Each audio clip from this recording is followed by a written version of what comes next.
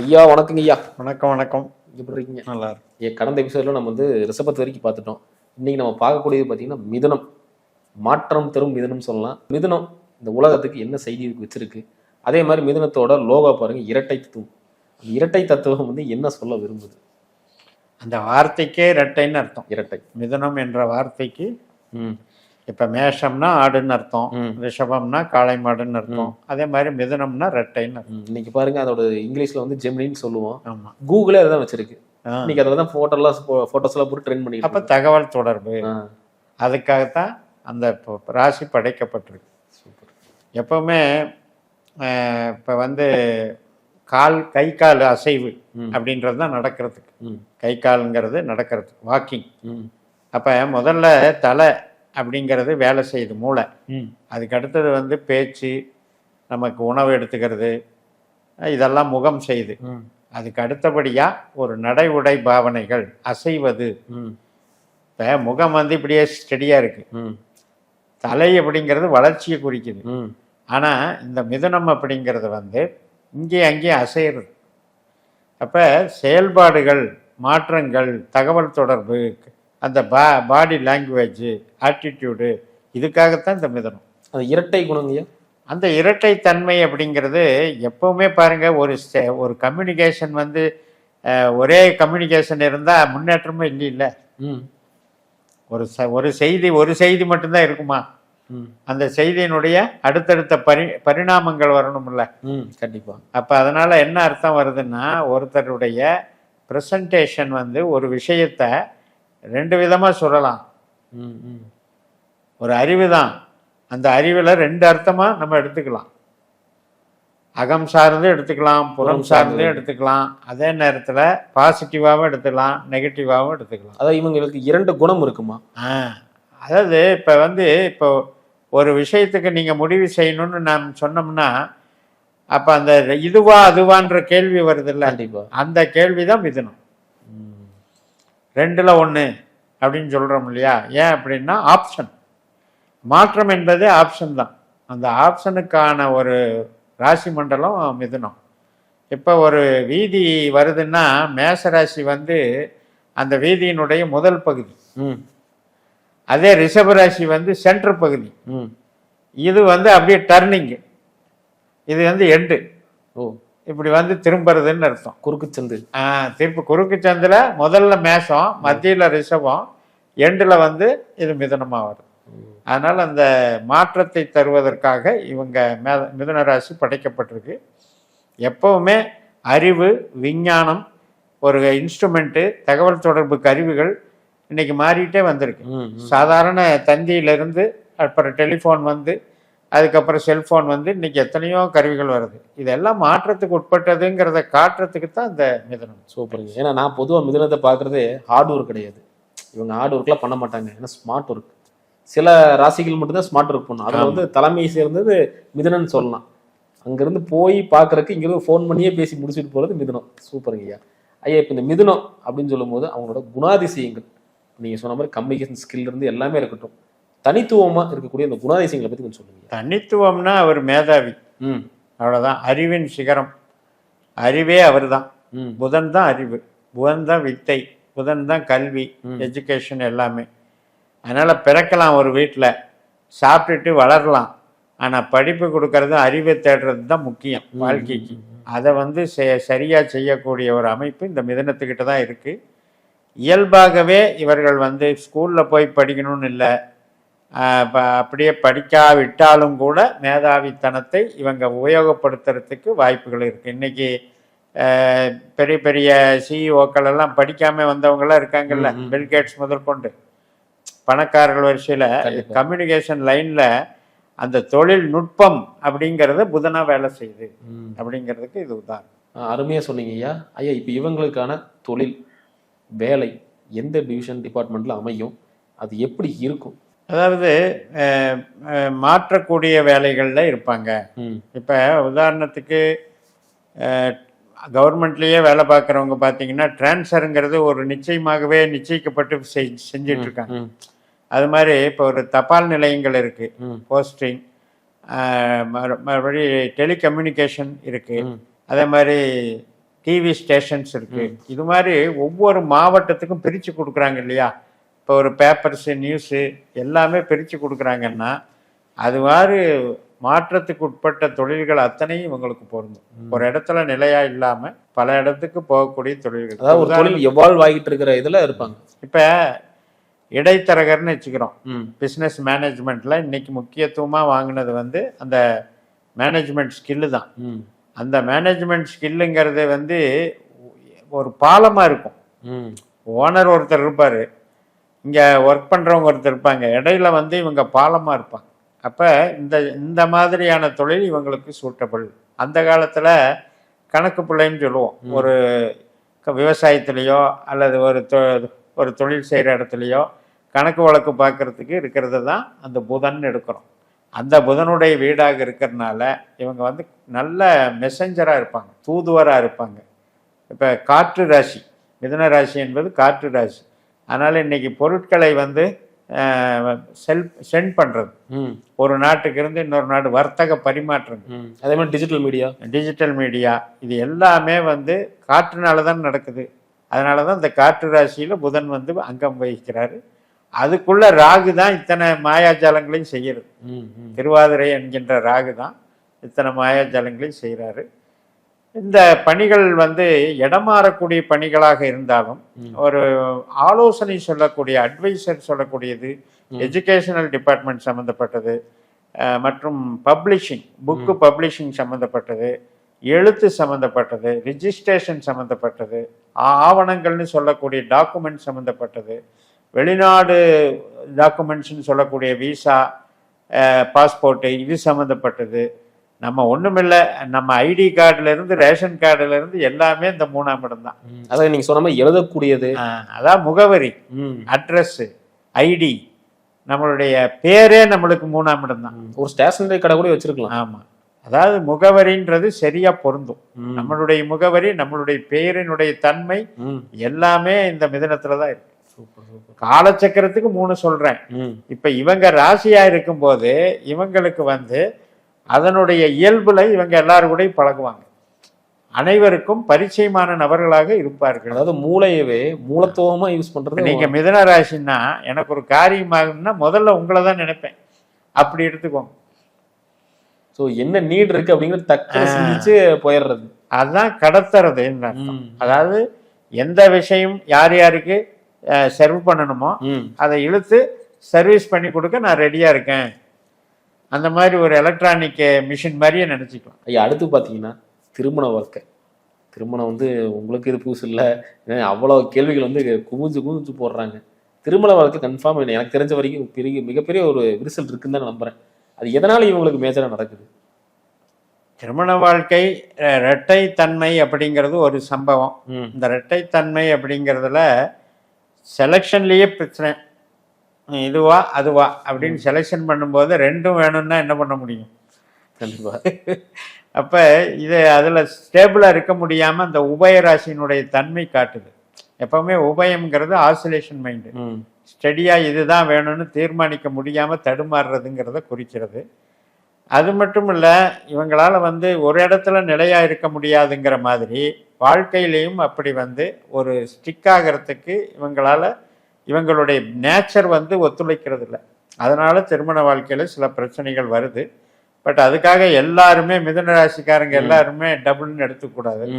இது வந்து இயற்கையில் இருக்கிற விஷயம். நமக்கு நடக்கிற திசா புத்தி, நமக்கு நடக்கிற கிரக அடைவுகள், இதெல்லாம் வந்து விஷயம் இருக்கு. ஏன்னா இவங்களுக்கு நேர் 7ஆம் இடம் வந்து தனுசுங்கிறது காலச்சக்கரத்துக்கு 9 காட்டுது. 7ன்றது முதல் திருமணம், 9ங்கிறது 2வது திருமணம் இல்லைன்னா அஃபேரு. அப்போ இது 7ஆம் இடமே அங்கே இயற்கையாகவே இன்பில்ட்டாக அது வச்சிருக்கு.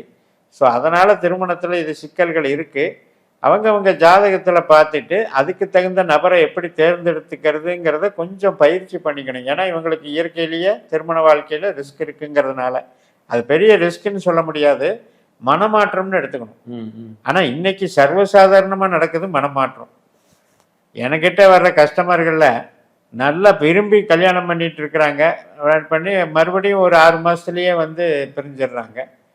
அப்புறம் மறுபடியும் செலெக்ஷனுக்கு போகும்போது எப்படி அவங்கள யாரை செலக்ட் பண்ணுறதுன்னு முடிவெடுக்க முடியாமல் திணறாங்க. இதுக்கெல்லாம் என்ன காரணம்னா அந்த மனசு வந்து மாறிட்டே இருக்கிறது தான். ஜென்ரலாகவே 3ஆம் இடம் மனசு. மிதுன ராசி வந்து காலச்சக்கரத்தினுடைய மனசு குறிக்குது. அப்ப இவங்க எதிர்பார்க்கறது அறிவா அழகா? அறிவு சார்ந்த அழகு. அதாவது அறிவின் மூலமாக இவங்க அழகை பார்க்குறாங்க, அதில் தான் பிரச்சனை வருது. என்ன அர்த்தம்னா வெறும் அழகுன்னா கவர்ச்சியோட போயிடும். இந்த இது வந்து அறிவு சார்ந்த அழகுன்னு பார்க்கும்போது இப்போ நீங்கள் ஒரு திறமையை வச்சுருக்கீங்க, உடனே அதுக்கு மயங்கிடுறது. அப்போ இன்னொரு திறமையை பார்த்த உடனே அதுக்கு மனம் தாவறது. இதுக்கு பேர் என்ன? புரியுது. இதுதான் விஷயம். அப்போ இதில் வந்து அந்த அறிவினால தன்னுடைய மனதை இவங்களை கெடுத்துக்கிறாங்க. அது இல்லாமல் அது மொராலிட்டியாக கொண்டு போகணும்னா அங்கே இருக்கிற புனர்பூசம் நல்லா இருக்கணும். மிதுன ராசியில் இருக்கிற குரு பகவான் நல்லா இருக்கணும். ஏன்னா இங்கே 7ஆம் வீடு பாதகாதிபதியா இருக்காரு. குரு வந்து புதனுக்கும் குருவுக்கும் ஆகாது. நான் பல தடவை சொல்றேன், வக்கீலு ஜட்ஜுன்னுட்டு. அப்ப இவங்களுடைய நேச்சருக்கும் அந்த 7ஆம் பாவத்துக்கு உண்டான நேச்சருக்கும் கொஞ்சம் கான்ட்ரடிக்ஷன் இருக்கு. அதனால மொராலிட்டியை கடைபிடிக்கிறதுல முக்கியமா பங்கெடுக்கணும். ஏன்னா மிதுன ராசியில ஆணாக இருந்தாலும் பெண்ணாக இருந்தாலும் அந்த ராசியில இருக்கிறவர் யாருன்னா செவ்வாயி, ராகு, குரு. குரு பாதகாதிபதி, ராகு வந்து தீவிரத்தன்மையை கொடுக்கிறவர், அதீதமான ஆசையும் காமத்தையும் உண்டு பண்றவர், செவ்வாய் உணர்ச்சி வசப்பட்டு முடிவெடுக்கக்கூடியவர். இத்தனை பிரச்சனை மிதுனத்துல இருக்கு. சிறப்புங்கய்யா. ஐயா, அதே மாதிரி குடும்பத்துல இந்த தலைக்குனிவு, இந்த அவமானம், அசிங்கம் இதெல்லாம் ஏற்படுது. வீட்டில் சொந்தக்கார வீட்டில் கூட போக முடியாமல் ஒரு மாதிரி இருக்கும். ஏதோ சொல்லிடுவாங்களோ, எதோ கேட்டுருவாங்களோ, பழைய சம்பவத்தை எது கேட்பாங்களோ அப்படிங்கிற மாதிரி ஒரு இது தப்பாத கூட ஏதோ முடிவு எடுத்திருக்கலாம். பட் இந்த தலைமுறை வாழ்க்கையே இவங்களுக்கு ஆளாகுது. இப்போ இவங்களுக்கு 10ஆம் இடம், மிதனத்துக்கு 10ஆம் இடம்ங்கிறதான கௌரவம். இவங்களுக்கு வந்து ஒரு நான் வந்து திருப்தியாக இருக்கேன், என்னை எல்லாரும் மதிக்கிறாங்க, ஒரு மதிப்பு அந்தஸ்தோடு நடத்துகிறாங்க அப்படின்னா அந்த 10ஆம் இடம் வந்து மீனராசி. அது குருவனுடைய வீடு, அதுவும் உபயம். அது காலச்சக்கரத்துக்கு 12. இந்த 12ங்கிறது 10ஓட சம்மந்தப்பட்டாலும் அங்கேயும் பிரச்சனை. ஒரு இடத்துல புகழோடு இல்லாமல் அடுத்தடுத்து அந்த புகழை கெடுத்து ஒரு தொழில் ஆரம்பித்து அந்த தொழில் நல்லா ஓடலைன்னா இன்னொரு தொழிலுக்கு போகிறோம். இப்படியே மாற்றிக்கிட்டே இருக்குது. அந்த தன்மையை வச்சிருக்குது. அதனுடைய நேச்சரும் ஒன்று, பாதகாதிபதி குருவாக வர்றதும் ஒன்று. அங்கே இருக்கிற நட்சத்திரம் 10ஆம் இடத்துல இருக்கிறவங்க, 2ஆம் இடத்துல இருக்கிறதும் 6ஆம் இடத்துல இருக்கிறதும் நட்சத்திரம் வந்து சனி பகவான் இருக்கார். அந்த சனி இவங்களுக்கு அட்டமாதிபதி, 8 அந்த 8 காலச்சக்கரத்துக்கு 10. எப்படியெல்லாம் இப்போ கனெக்ஷன் வருது பாருங்க. நல்லா உழைப்பாங்க, நல்லா கஷ்டப்படுவாங்க, ஆனால் ஒரு இடத்துல ஸ்டேபிளாக யாரும் வச்சுக்க மாட்டாங்க. இது எப்பேற்பட்ட வரம். அப்போ இந்த பிரச்சனை இருக்கிறதுனால தான் இவங்களுக்கு இந்த சோதனைகள் வருது. அதை வந்து அவங்கவங்க என்ன பண்ணிக்கணும்னா, நம்ம இயல்பு இப்படி தான், நம்ம ராசி இப்படி தான், நாம் வந்து ஒரு நிபந்தனையை வச்சுக்கிட்டு அந்த குறுகிய ஒரு நமக்கு உண்டான ஒரு குறுகிய கால நிபந்தனை வச்சுக்கிட்டு இந்த அளவுக்கு ஓட்டிக்கிட்டா போதும் அப்படின்ற அந்த முடிவுக்கு வரணும். அளவுக்கு மீறி மனமாற்றங்கள் ஏற்பட்டுக்கிட்டே இருந்தால் அக்கறைக்கு இக்கரைக்கு அக்கறை பச்சைன்னு பழமொழி இருக்கு. அப்ப இதுக்கு அதுக்கு கம்பேர் பண்ணிட்டே போயிட்டே இருக்கிறதுனால தான் இந்த அவஸ்தைகள் வர்றது. அதுல இவங்களுக்கு ஆகாத திசா புத்திகள் வரும்போது படுபாதாளத்துல தள்ளிடுது. அதனால மிதுன ராசிக்காரங்க பெருசா ஆதிக்கத்துக்கு வர முடியாம போயிடுறாங்க. இப்ப நீங்க ஒரு தொழில போய் அடித்தளத்துல இருந்து முன்னேறி மேல மேல ப்ரமோஷன் கிடைக்குதுன்னா இத்தனை மனமாற்றங்கள்ல ஆட்பட்டா எங்கிருந்து போய் உங்களுக்கு சீரான வளர்ச்சி அடைய முடியும்? அதனால ஒரு இடத்துல ஸ்டிக் ஆகி தன்னுடைய கடமையை கரெக்டாக செஞ்சுட்டு வந்தாலே இயற்கையாகவே கிடைக்க வேண்டியது தாராளமாக கிடைக்கும். இவங்களுக்கு அந்த 2ஆம் இடம் என்பது கடகராசி, அது வந்து காலச்சக்கரத்துக்கு 4ஆம் இடம். அதனால என்ன சொல்ல வர்றேன்னா, ஒரு ஸ்டேபிளாக இவங்க ஒரு பேச்சு பேசுனா, அதே மாதிரி பணத்தை வந்து இடத்துல போட்டால், இடம் கட்டடம் இப்படி போட்டால், பூமியில் போட்டால் அது வந்து இவங்களை காப்பாற்றும். ஆனால் நீங்கள் சொன்னீங்க இப்போ ஸ்டேபிளாக வைக்கணும்னு சொன்னீங்க. இவங்க உதவிகரமாக பண்ணுறது பார்த்தீங்கன்னா நண்பர்களுக்கு தான்ப்பா நான் விசுவாசமாக இருக்கேன். எங்கள் குடும்பத்தில் கூட விசுவாசமாக இல்லை, பட் ஃப்ரெண்ட்ஸ்னால் ரொம்ப பிடிக்கும் மிதனத்துக்கு. ஸோ அப்படி இருக்கும்போது அங்கே தான் பிரச்சனையும் இருக்குது. இவங்க யார்கிட்ட க்ளோஸாக இருந்தாங்களோ அவங்களும் பிரச்சனை வந்துருக்கு. ஆண் நண்பரும் இருக்கும், பெண் நண்பரும் இருக்கலாம். பட் என்னன்னா அங்கே ஒரு முற்றுப்புள்ளி வச்சுட்டே இருக்கிறாங்க. என்ன சொல்கிற, நண்பர்கள் மூலியமாக வரக்கூடிய ஒரு ஃபினான்ஸ் ரீதியாகவோ இல்லை ஏதாவது ஒன்று இன்றைக்கோ நடந்து நம்ம சொல்லி இப்படி ஒரு சொல்லி வாய் வழியாக வெளியே போய் சண்டையானதில் மிதனம் தான். எதனால் இங்கே அதெல்லாம் இவங்களுடைய அனுதாபம், உதவி பண்ற குணம், இதெல்லாம் பாருங்க. 3ஆம் இடம் அப்படிங்கிறது சிம்ம வீடு, அங்க பூர நட்சத்திரம் இருக்கு. 7ஆம் இடம்னு பாருங்க தனுசு வீடு, அங்க பூராடம் இருக்கு. 11ஆம் இடம் பாருங்க நண்பர்கள் ஸ்தானம், அதுல வந்து பரணி இருக்கு. பரணி இருக்கு. பூரம், பூராடம், பரணி. இந்த சுக்கிரன் இவர்களுக்கு 5ஆம் வீட்டுக்குடையவர். 5 தான் காதல், ஆசை, பாசம், நேசம், சந்தோஷம், மகிழ்ச்சி, அத்தனை விதமான என்டர்டெயின்மெண்ட்டும்.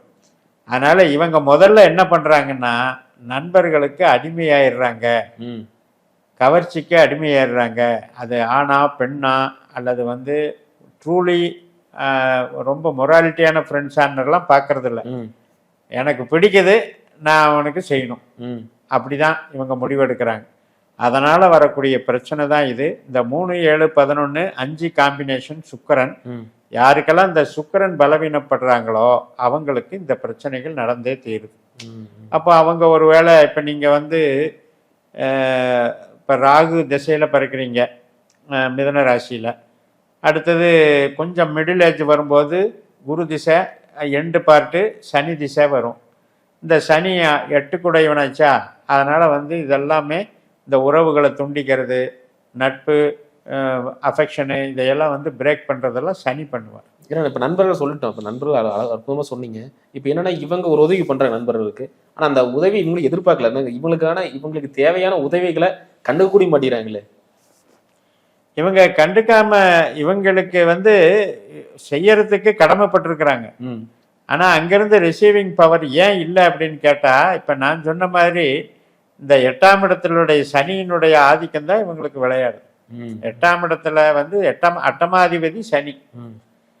அப்ப அந்த சனியினுடைய தன்மை இவங்களுக்கு வந்து 2ஆம் இடத்துல வந்து நட்சத்திரமா வருது. அதனால பேச்சு வழக்குகள்ல இவங்க தான் வந்து அடுத்தவங்களை நம்புறாங்களோ ஒழிய மற்றவங்க இவங்களை நம்ப மாட்டாங்க. இவங்களுடைய நடை உடை பாவனைகள் நம்ப தகுந்ததாவே இருக்காது. இப்ப ஒண்ணும் இல்லை, ஆசிலேஷன்னா என்ன அர்த்தம்? இன்னைக்கு ஒரு பேச்சு நாளைக்கு ஒரு பேச்சு. அப்படி இருந்தா யார் தான் ஸ்டிக் ஆவா? சூப்பர், அதுதான் விஷயம். சிறப்புங்க ஐயா. ஐயா இறுதியா ஐயாவின் அறிவுரை, இந்த விஷயத்தெல்லாம் கொஞ்சம் மாத்திக்கிட்டீங்கன்னா வாழ்க்கையில மென்மேலும் வளரலாம் அப்படின்னு சொல்லும்போது என்ன மாதிரி விஷயங்கள் இருக்குங்க? மிதுனம் என்றாலே நம்ம வந்து ஒரு அதாவது தூதுவர் அப்படின்ற போஸ்ட் இறைவன் நம்மளுக்கு கொடுத்துருக்காரு. நான் வந்து ஒரு தூதுவராக இருக்கேன், அப்போ நான் அதான் அந்த பணியை நான் சிறப்பாக செய்கிறேன். அதுக்கு எனக்கு தேவை வந்து அறிவும் எனக்கு திறமையும் தான்.